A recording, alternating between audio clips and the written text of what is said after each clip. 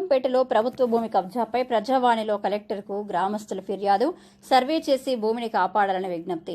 సంగారెడ్డి జిల్లా కంది మండలం బేగంపేట గ్రామంలో ప్రభుత్వ భూమి కబ్జాకు గురైందని గ్రామస్తులు జిల్లా కలెక్టర్ పి ప్రావీణ్యకు ఫిర్యాదు చేశారు. సర్వే నంబర్ 249కి చెందిన ప్రభుత్వ భూమిని కొందరు వ్యక్తులు అక్రమంగా ఆక్రమించి విక్రయిస్తున్నారని వారు ఆరోపించారు.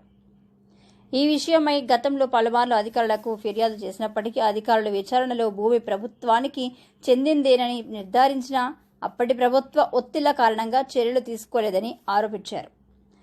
అదే సమయంలో సర్వే నంబర్ 249కి చెందిన భూమిపై పంచాయతీ కార్యదర్శుల ద్వారా ఇంటి నంబర్లు, అసైన్మెంట్ నంబర్లు కేటాయించి డాక్యుమెంట్లు సృష్టించారని పేర్కొన్నారు. అనంతరం బోర్డును తొలగించి వారి నిర్మాణాలు చేపట్టినట్లు ఆరోపించారు. సుమారు 3 ఎకరాల 20 గుంటల విస్తీర్ణంలో ఉన్న ఈ భూమి మార్కెట్ విలువ సుమారు 10 కోట్ల విలువ ఉంటుందని గ్రామస్తులు పేర్కొన్నారు. కావున సంబంధిత సేల్ డీడ్లను రద్దు చేసి భూమిని ప్రభుత్వ స్వాధీనం చేసుకుని గ్రామ అభివృద్ధి కోసం కాపాడాలని జిల్లా కలెక్టర్ను గ్రామస్తులు విజ్ఞప్తి చేశారు.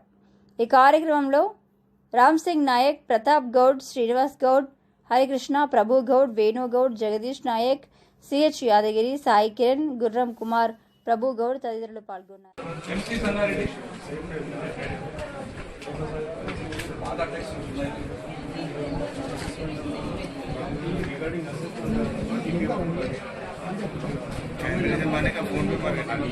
उसमें भी आ गया, सोशल मीडिया अपडेट और फास्ट हो गया, जाके ये करे तक लेके व्हाट्सएप मैं कलेक्टर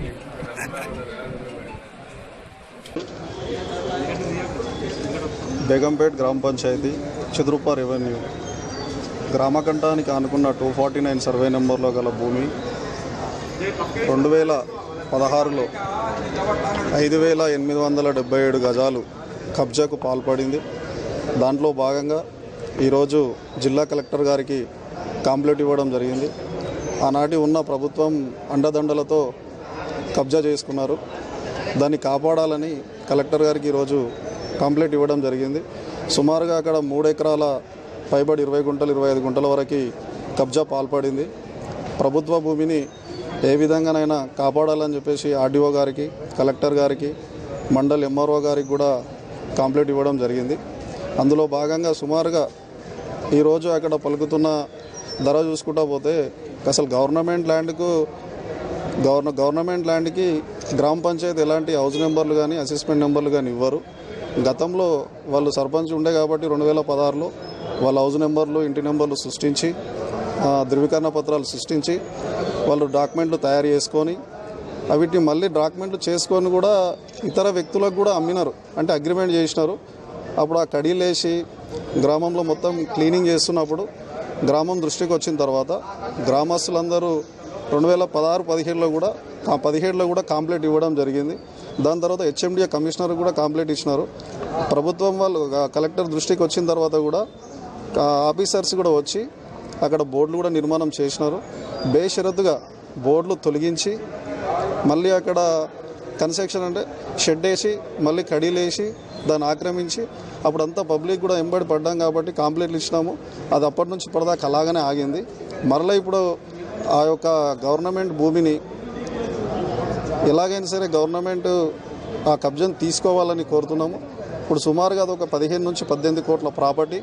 అది గవర్నమెంట్ తీసుకుంటే ఇంకా దేనికన్నా పని పడుతుంది కదా. ఆఫీసులు కానీ వివిధ ఇప్పుడు నిరుపేదలు ఉంటారు ఎవరన్నా, వారికి కూడా ఏదైనా ఇవ్వడానికి కానీ గవర్నమెంట్కి ఉపయోగపడే ల్యాండ్. పక్కనే ఉన్న ఒక డిటీసీపీ కూడా ఉంది, పోలీస్ ట్రైనింగ్ సెంటరు. ఆ పోలీస్ ట్రైనింగ్ సెంటర్ కానుకొని ల్యాండ్ ఉంటుంది. పక్కన అనంతనామ పద్మస్వామి దేవాలయం టెంపుల్ కూడా ఉంటుంది.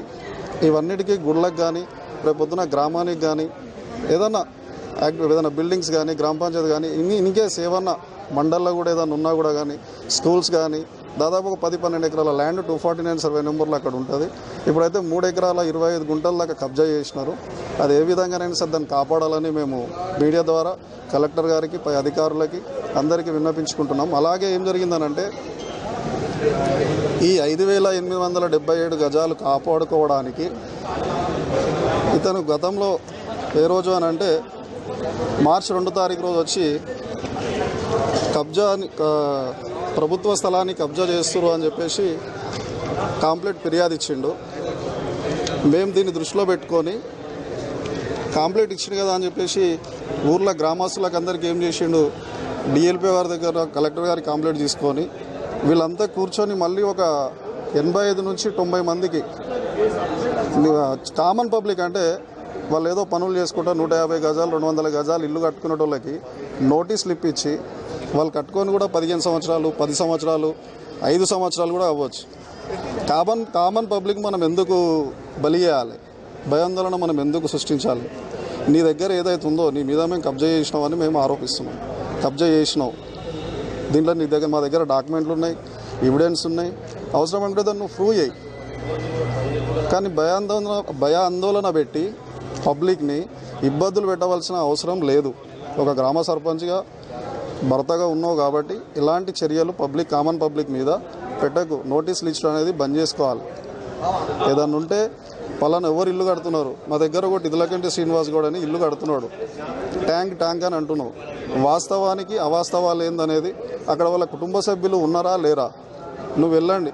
నువ్వు పోయినావు, కాంప్లైంట్లు ఇచ్చినావు, ఆపినావు. మేము ఒక 18 నెలల దాకా వర్క్ ఆపినాము. ఆపిన తర్వాత నువ్వు ఏటికి వెళ్ళినావు, కోర్టుకి వెళ్ళినావు, ఆర్డర్ తెచ్చినావు పని ఆపాలని. దాని మీదనే కదా మేము మళ్ళీ కోర్టుకి వెళ్ళి ఆర్డర్ తెచ్చుకొని కోర్టులో చూసుకుంటున్నాం. అది 130 గజాల డాక్యుమెంట్లో 70 గజాలు కన్స్ట్రక్షన్ చేస్తున్నాం. దాంట్లో ఇందిరమ్మ ఇల్లు శాంక్షన్ అయింది.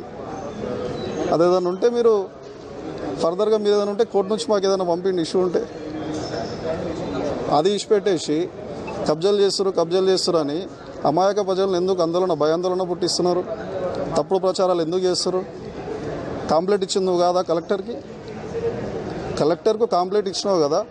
ఈ కామన్ పబ్లిక్ని ఇన్ని రోజుల సందర్భాలు 15-20 సంవత్సరాల నుంచి ఇల్లులు కట్టుకున్న వాళ్ళకి, 5 సంవత్సరాల నుంచి ఇల్లులు కట్టుకున్న వాళ్ళకైనా సరే ఆ రోజే నువ్వు కాంప్లైంట్ ఇచ్చి ఆపేయాలి కదా.